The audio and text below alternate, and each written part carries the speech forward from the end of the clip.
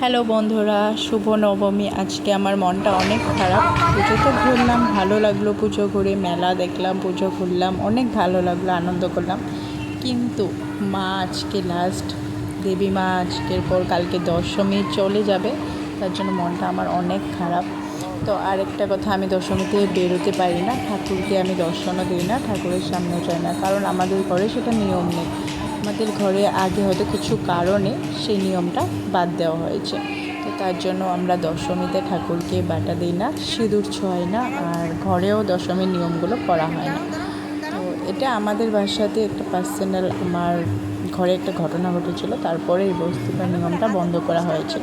তার জন্য আমি দশমীতে বের হতে পারি না, আমার মনটা অনেক খারাপ লাগছে। তো আজকেই ফুর্তি করে নিলাম, যে দেখতে পাচ্ছ।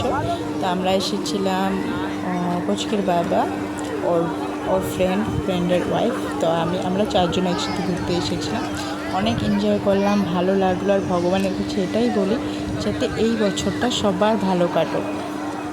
গেল বছর তো অনেক বিপদ, অনেক খারাপ কিছু হলো। তো ভগবানের কাছে এতটুকুই বলি, এই বছর যাতে কোনো রকমের খারাপ কিছু হয় না, বছরটা যাতে সবার ভালো কাটুক। ভগবান এতটুকুই আমি তোমার কাছে চাই।